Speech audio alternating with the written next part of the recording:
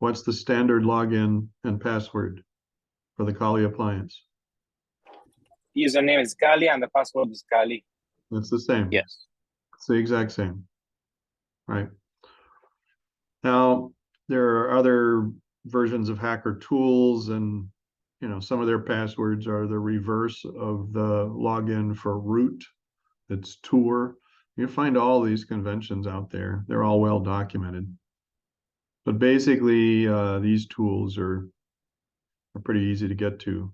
I did send email out that if you're having problems with the setup, that essentially, if you rebuild the virtual machine and if you have the install media still handy, it takes longer to download the install media than it does to actually build the virtual machine. It doesn't take long to rebuild a virtual machine, and it's not a bad idea to do it a couple of times just to get practice. I did also send notice that the computer labs on both campuses now have VirtualBox, and you can do some things in our upcoming activities, even from a computer lab system at our campus using a Kali virtual machine, provided you don't turn up all the dials, and we'll talk about that in just a moment. So one of the things we want you to do is to explain the type of hats, and we started to get into that in our last session. We want you to be able to compare and contrast. Now, when you compare two things, you're looking at how they are similar. And when you contrast some things, you're looking at how they differ. So the fact that I'm intentionally calling out those two combinations of words, you find a lot of people misuse the term, a comparison between this and that. Well, technically speaking, a comparison between two known things is to look at how each of them are similar or the same. And contrast is when you're looking at how things are different, what the deltas are, right? So we want to understand this, the terms hats versus teams, and I want to talk more about gray hats a little bit more. We need you to be able to provide essential information and demonstrate ethical use of popular hacking tools. One of the first things that happens when people start to noodle with a new Kali virtual machine is that they take it out for a spin, and there are terrible outcomes if you're not careful. So that's one thing we'll talk about today, and how not to get in trouble with a Kali machine, especially one that's running from a UVI computer lab system, right? We want you to be able to describe how the information security function should be positioned within organizations. So for a given organization or business, if there are cyber professionals, how are those typically hired, and what roles do they play within an organization? So it's not just generically what they do anywhere, but what they would do within a given organization. I want you to be able to explain the issues and concerns related to staffing the cybersecurity function. So there are special concerns when it comes to hiring a cyber professional. And most organizations hire a cyber professional as if they were any other schmo, any other Tom, Dick, or Harry, any other Larry, Curly, and Moe, right? It's like, okay, this is just another hire. And I have news for you. That can end very badly if people don't understand, when you're ready to hire a cybersecurity professional, what that means in practical terms for the organization and for the professional. So if you're one of those white hats and you're one of those penetration testers and you want to have a smooth ride with your first career experience, you're going to want to stay tuned and hear about some of the things that happen out in industry. We want you to be able to understand some of the most valued credentials that a cybersecurity professional can earn. By that, we mean industry standard certifications and so on. We're going to basically continue that discussion about hiring practices and talk about how an organization's employment policies and practices can support the effort generically. So when you have a cyber professional in an organization, it's not unlike having a shepherd with the sheep, and the sheep are also part of the challenge. So we're talking about people and we're talking about tools. The focus in this module is about people and tools. There are standard security controls and privacy considerations with regard to cybersecurity, folks, and with any personnel in the organization, but especially for the cybersecurity people in the organization. I've identified that chapter 7 or module in your textbook, they're called modules, but chapter 7, and then there are aspects of chapter 11 we want you to take the time to investigate. So beginning on page 428, I've gone to the trouble here of pulling up VitalSource, and in module 7, chapter 7 talks about security personnel and staffing considerations and, you know, the different credentials for certifications and so on. The personnel control strategies, this is one I want to call out constantly. So when we talk about cybersecurity professionals and personnel control strategies, we're not just talking about the cyber folks, we're talking about all personnel, but especially cyber personnel. The idea of separation of duties is huge. You do not want to provide total access to any one person. So when you separate duties, what you're doing is saying that based on the responsibilities and roles of a person, they're only allowed to do certain things. And if you don't establish that type of framework before you start with with white hats and other hats in your organization, you have other cyber professionals. You don't do that for people generically in your organization where access to data is a challenge. How do you define good cybersecurity? Well, for starters, controlling access to data. Hello, what are some of the basics? Controlling access to data. It's called confidentiality. We come full circle. Access to data, right? So access to data also means access to features and functionality too. When you separate duties, you're saying that no one person has access to all the features and functionality, all of the data in an organization.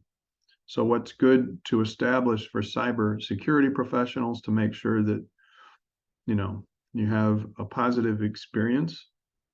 Hiring a cyber professional for some organizations, you may find that some organizations hired a cyber professional and they didn't last long, and then they don't have one anymore. And then they just kind of hire a consultant when they need to. There's a lot of misfires that occur with basic personnel management. So in module 7, or as I would prefer to call it, chapter 7, just so we don't get our module numbers mixed up, I want you to basically scan through these first set of pages from security personnel through personnel control strategies. But when you get to this, I want you to stop and I want you to reread it, and then stop and reread it again, and then stop and reread it again. You'd be shocked at how often cybersecurity fails in an organization because the same person who can receive payments is also the same person who can write the check for payments out, right? It's not a cyber thing,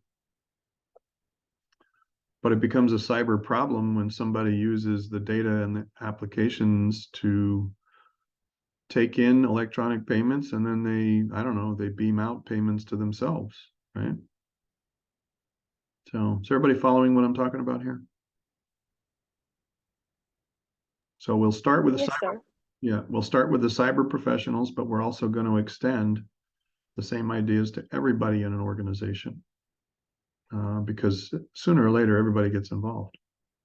Now, in terms of chapter 11, I just wanted to, oh, I need to collapse this. In chapter 11, there is a section called non-technical aspects of information or implementation and technical aspects of implementation. We're going to revisit some of this in the next module when we talk about tools and methods, securing things with security controls.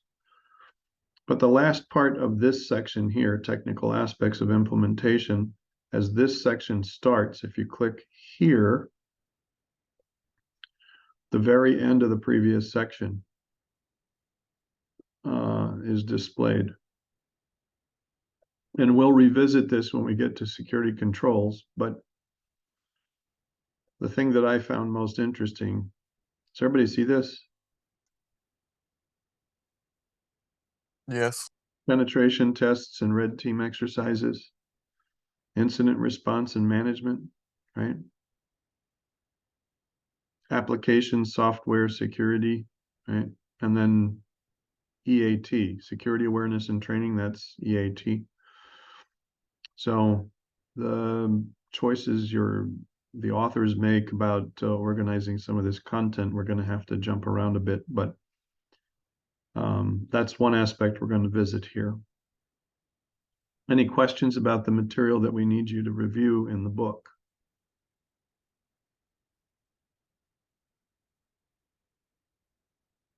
Going once, going twice. It's right here. Which page is which section? Yeah. So what I'd like to do is pretty much jump in with some slides, but then about 10 minutes before the end of the class, I want to get in here to Kali and start noodling with some Kali in front of you. I will tell you that now I did put a draft in here. I wanted to show you that, I'm sorry, where are my manners? If I bounce into here in references, so your assignments and solution have been moved inside the module. So your first assignment to prep a Kali machine is still in place, right? And the 4.2 assignment is still in place. We still need you to be able to do this. I haven't seen many requests for access to Banshee. And so that is something that we want students to get started doing. Everyone is aware we do not have class on Friday, correct? Yes. Okay. In the references folder, you'll notice the same module slides we're about to engage are listed, right? Just for convenience. But then we also have a draft, the module 4 study guide draft. One of the things that I want to explain when we get to the tools section is this last piece about using those tools. So one very bad thing that can happen when the good guys use the same tools as hackers to discover exposures is that the impact on a production system can be just as bad as if a real hacker was working a serious exploit. We're going to revisit that when I pull the Kali screen up. But I want to talk to you a minute about some of the tools in Kali in one case. In one special case are vulnerability scanners. So people get excited about using Kali and then they start running all the tools, and then before you know it, everything's crashing around your ears and nobody understands why. So it is important to take a moment to revisit gray hats. So what do people remember about gray hats from our last session? They're ethical hackers, or they don't, something like that. They don't do any real harm. per se, but they'll take your data and ask for money to stop doing what Right. There's kind of a mercenary aspect to that. I'm glad you remembered that. So the white hat, right? They're the good guys and gals. And essentially what they're doing is they're performing a lot of the same methods, and they're doing it ethically. And they want to establish a baseline of, where the security is, right? So they're going to be testing the things. They shouldn't be able to break in. They shouldn't be able to do some things.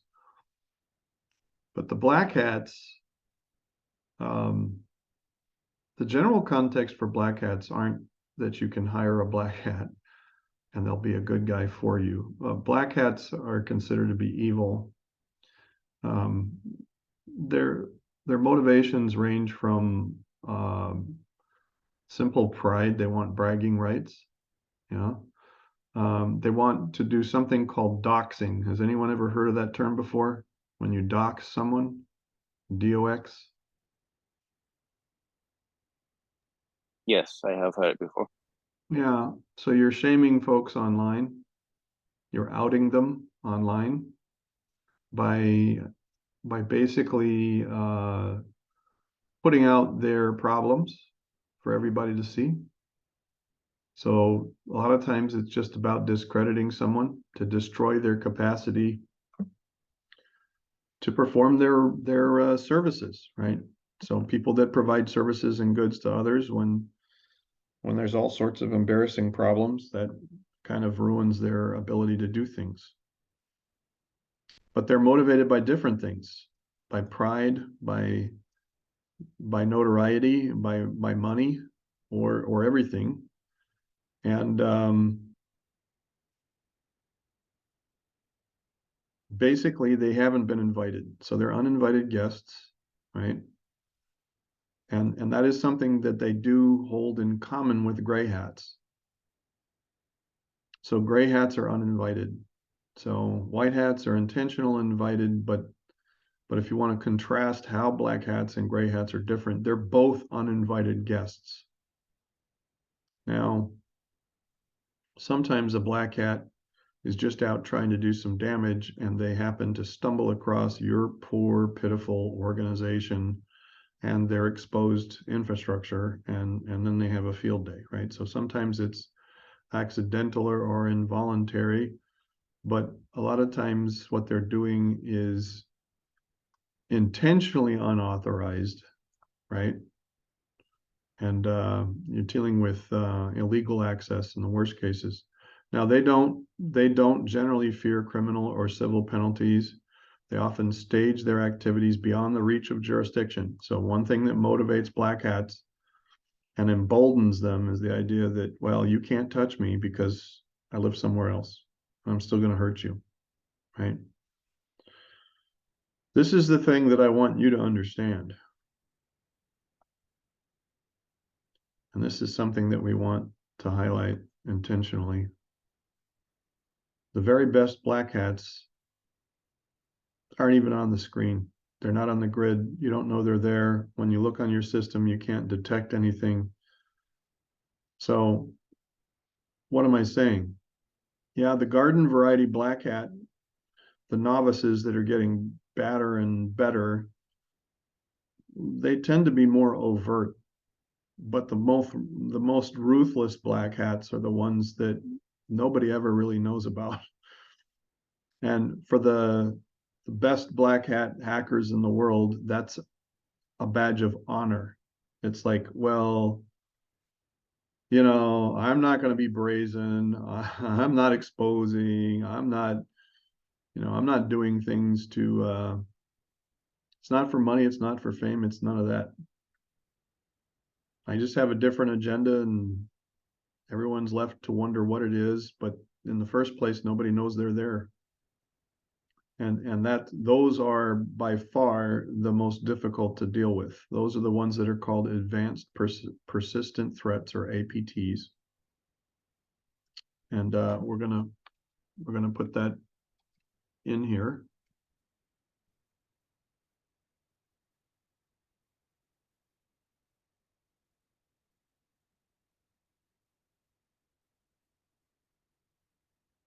advanced persistent threats. Now, gray hats. I want to talk about gray hats more. Bounties, we said. So basically, yeah, they are professional, they are skilled, but a lot of them expect to be paid. And quite often they are considered bounty hunters. And when one of them comes to your doorstep with a discovery and expects to be paid, this often doesn't end well. And I'll tell you a particular story. There was a gentleman that discovered that Boeing had a problem with a kiosk they took to their trade shows internationally to sell their jets to airlines. And Boeing is one of the largest defense contractors in the world. So they do commercial, but they also do defense stuff.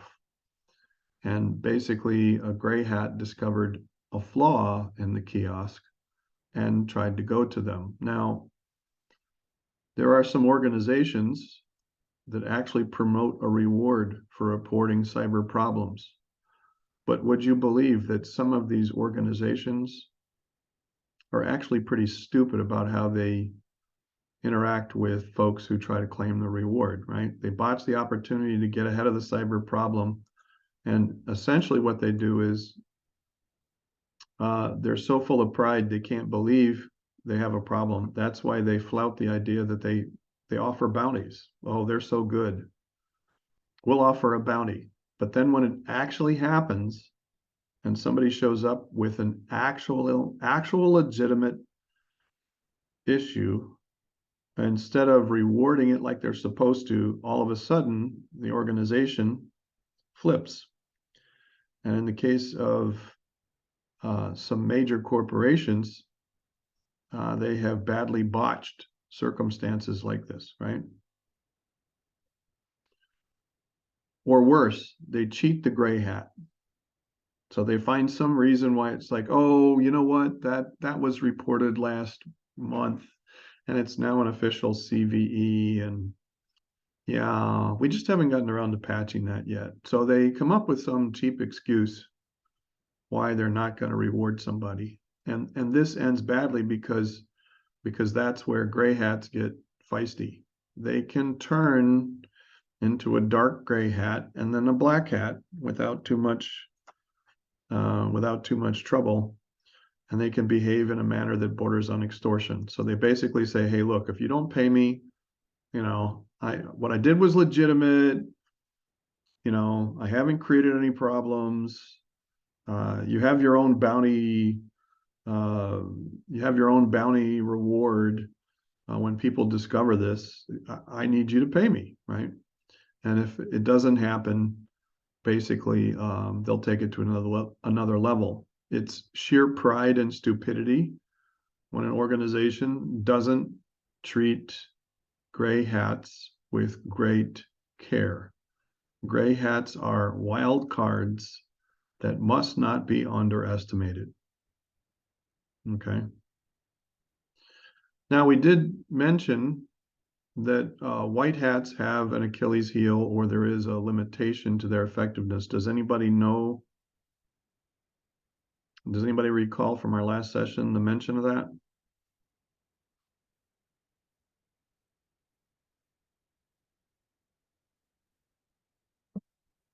If white hats are the good guys or gals, what is the greatest limitation about what a white hat does?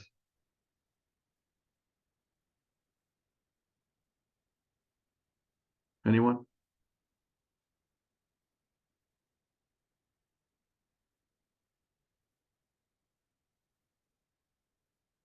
They operate according to established standards. They're ethical. Philosophically speaking, one problem with a white hat and what they do is that they won't cross certain boundaries because those boundaries are considered to be ethical violations. So white hats operate according to established standards. A white hat never breaks ethical or legal standards that might otherwise allow illicit access to data and systems. So you want to put this another way, people with malicious intent rarely follow the rules or play fair when hacking an organization. But if you think about this, it's still better to discover an exposure or problem by those you trust than by those who will use it, right? So we get back to Proverbs again. The wounds of the wounds of a friend are faithful. So perhaps it's not a bad idea to allow a white hat to play dirty, so long as there are certain guidelines and limitations in place. Does everyone understand what I'm saying here? Yes.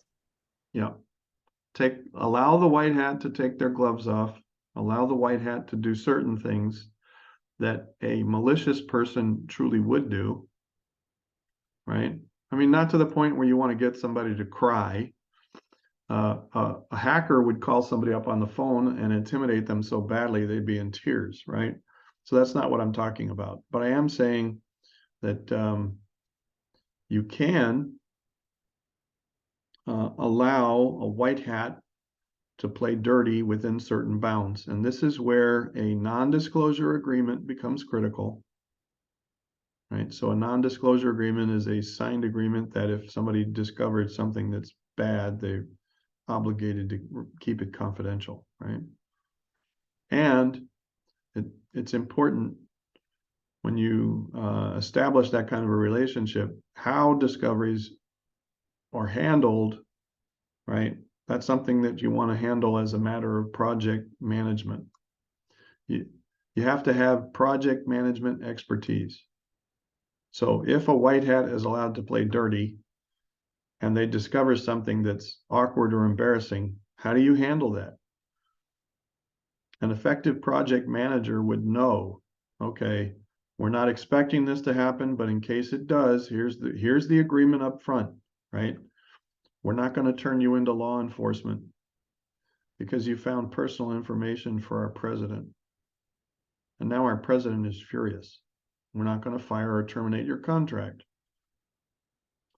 But you're not posting it on Facebook either. So you have clear boundaries that prevent a white hat from becoming a gray hat, right?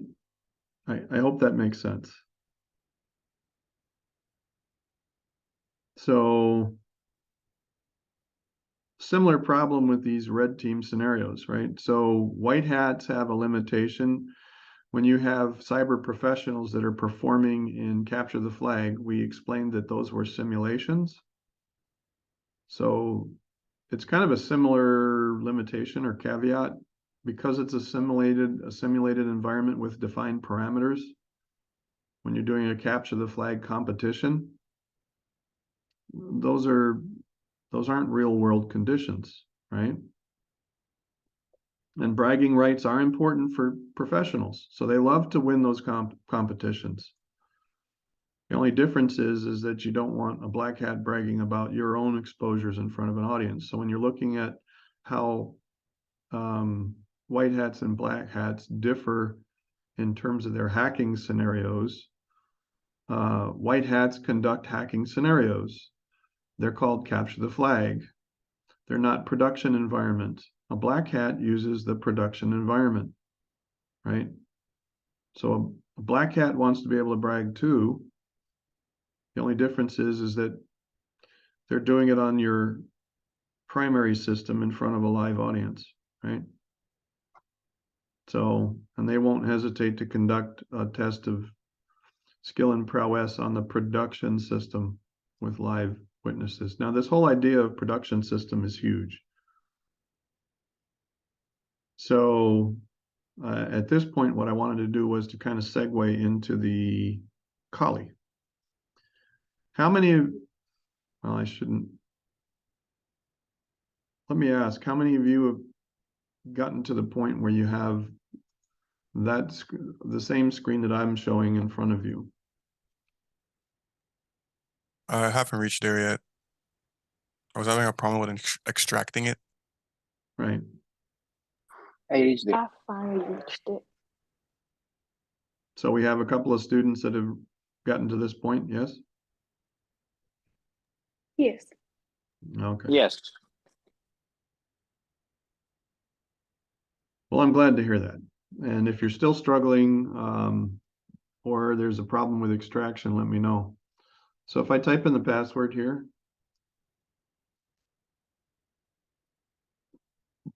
one of the very first things that you want to do when you find your first, and by the way, this is the screen that we want when you're completing the solution, right? So if we're looking at what you have to do to prove that, no,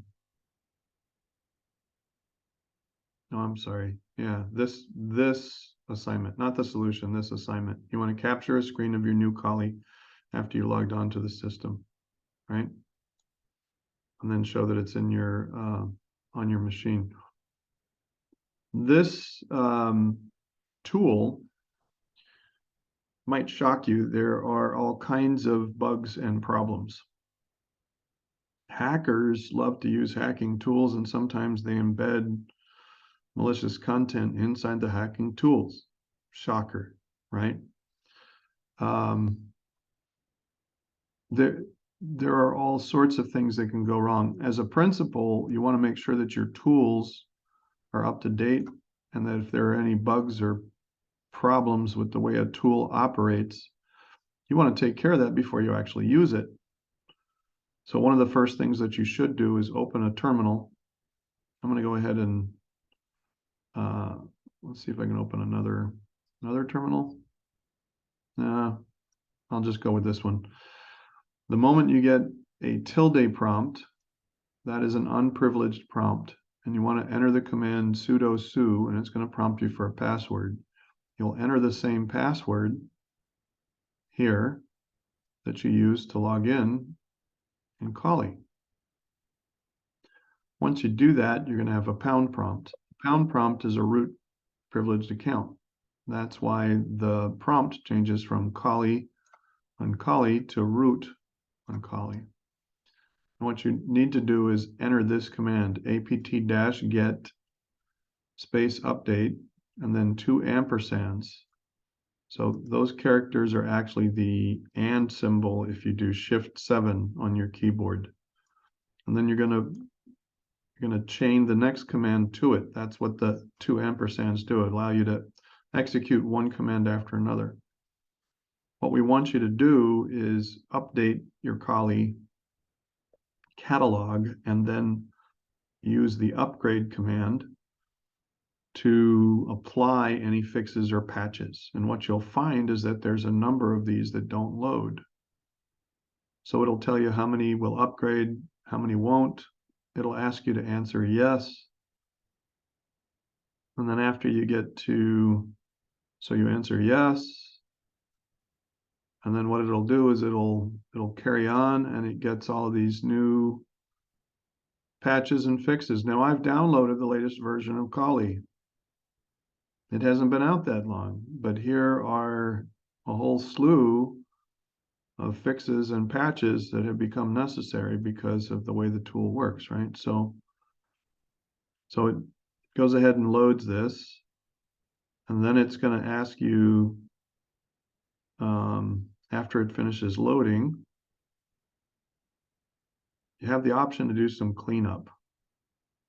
So this will run for quite a while, and then it'll tell you that it wasn't able to update certain things. So it's a good idea to run it again. Why would you run it again? Well, sometimes when you upgrade to a new version of a tool, there are patches and fixes for the new version of everybody knows this, right? There are new versions there are patches and fixes for the new versions of a tool. So it's a common thing. You want to run it more than once. What you're looking for, it says the following packages have been kept back. It means they've already been loaded. It's going to prompt you to enter a command. It's called the cleanup command. Thought I had that on my screen. But basically you use apt cleanup, and that's going to delete the temporary files. If you haven't done this in your Kali machine, you should do it. But then, yeah, I did it right before here. It's removing these.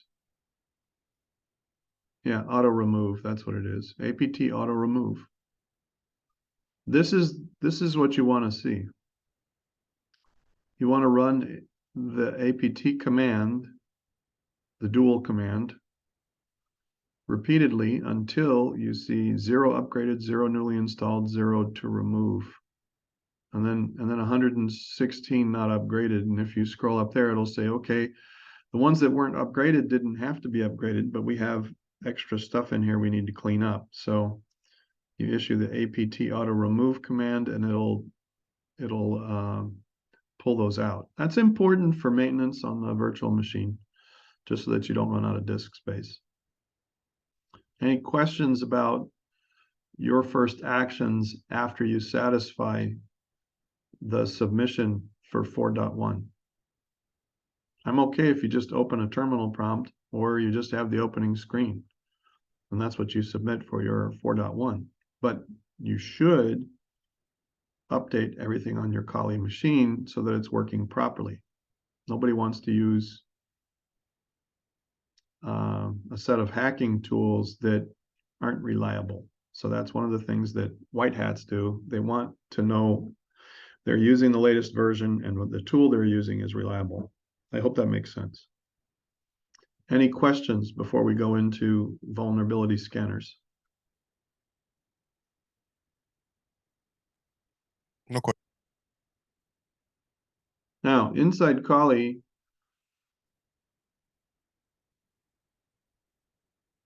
there are a number of sets. So basically, when you open up the menu here in the upper left corner, you'll see information gathering, vulnerability analysis, web application analysis, database assessment, password attacks, wireless attacks, reverse engineering, exploitation tools, sniffing and spoofing, right? So we're going to be talking about a lot of these tools in our module. In this module, I'm going to be walking through what some of these are and what they do. Post-exploitation, this is how you establish a backdoor so you can come back anytime you want, right? Post-exploitation, you got to do things to cover your tracks. So once you exploit and you have access, you're going to exfiltrate data. And you might as well put it in an encrypted tunnel so nobody knows you're exfiltrating data. There's all sorts of really crazy things in here. The forensics tools we use a good bit in CSE 343, and we focus on forensics tools to uncover hidden data. So we actually use a lot of these tools for good, and you would use wireless attacks and vulnerability analysis to see if there's exposures there. Reporting tools, social engineering tools.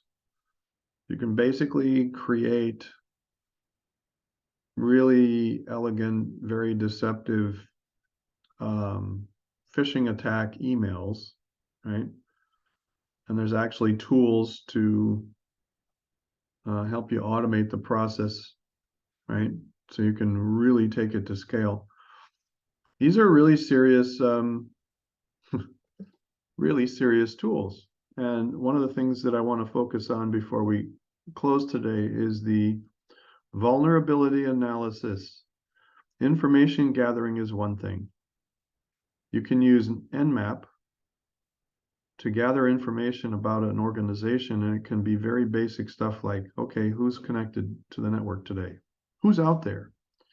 And those are not very intrusive, not very aggressive methods of just getting a read on how exposed your network is. On most networks, you shouldn't get very many responses.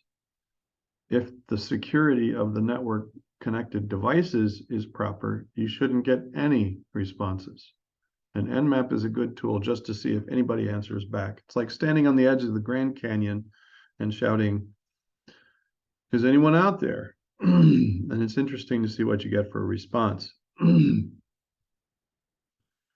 So you get a response back, doesn't include a lot of information. Now there are switches or options for Nmap that become extremely intrusive, and they would become part of a vulnerability analysis. So what am I saying? You can gather basic information and use Nmap, but you can also use tools to see how vulnerable or exposed those connected devices are. And that's a whole different level. That's a whole different level of exploit. Some of the most serious, has anyone ever heard of Metasploit?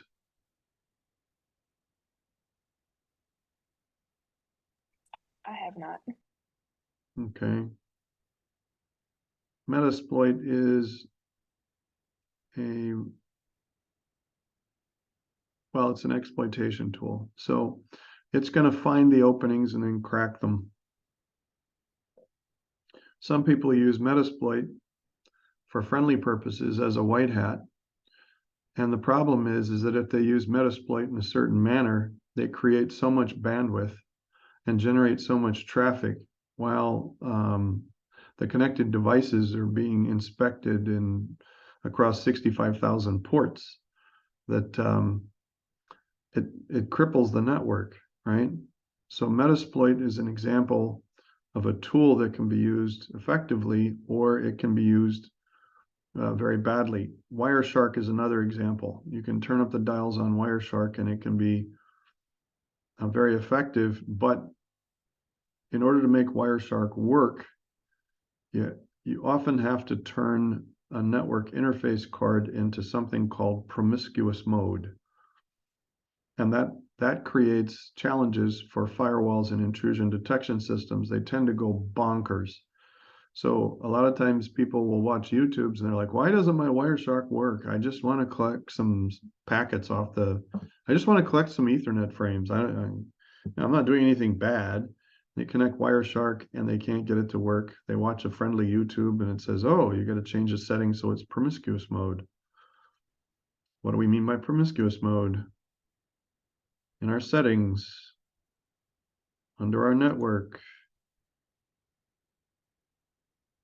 if I'm here in the advanced part, you see promiscuous mode is not enabled, right? But if I go to bridged mode, now I can change, or I can allow promiscuous mode across this network interface. That changes the way this thing operates. It changes the way this thing operates. And it's important to understand what some of these dials do before you use them. Now, one of the most popular vulnerability scanners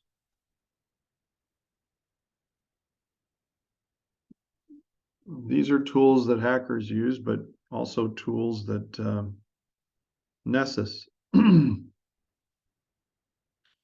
So this is a constantly changing marketplace, and there are all sorts of companies that are vying for the top spot. But for many years, Nessus, and in Kali, you have something called Burp Suite. So when you're looking at determining vulnerabilities, there are web vulnerability scanners that can cripple a web server. Burp Suite has a variety of vulnerability scanners, or you can download one separately and run it on a regular machine. It's called Nessus. And when you turn that up, it has the same effect as Metasploit. It's going to be aggressive at identifying exposures and problems.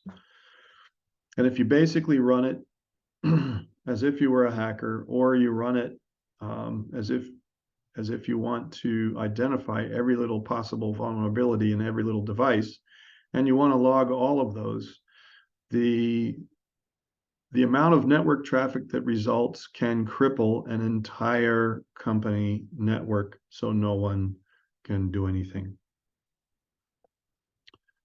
And this is one reason why we wanted to take some time to walk through some of the initial interests. When you first start using these tools, you want to make sure they're up to date. You want to make sure that each of the tools are patched and fixed so they function properly.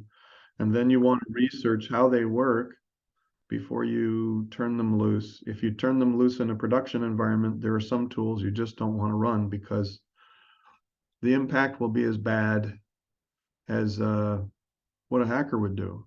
So a hacker would create so much traffic that you're brought to your knees. No one can get any work done on your network, and you have to pay them some ransom before they'll turn it loose.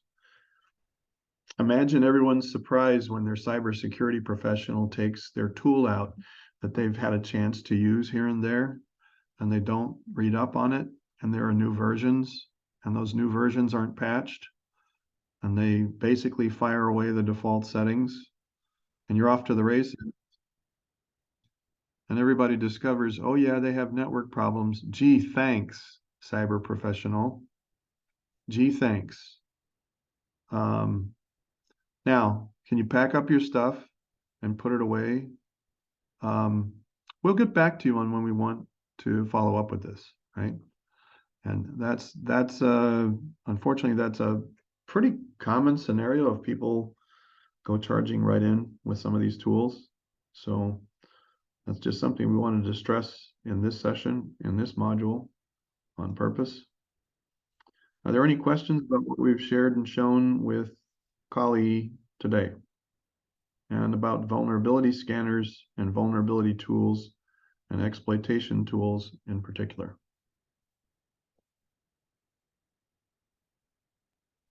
No. Okay. If you haven't already, please open up your Kali, run the apt-get update, and then the apt-get upgrade. You can do it with a single command as we showed you. Make sure that your own Kali is working properly. Just do that because you don't want that thing running and it's hosed, half of it's half-baked because there were problems. Make sure it's working well. You can post a screenshot where it shows 0, 0, and 0, like I highlighted earlier. If you post a screenshot in your assignment, I will post additional credit.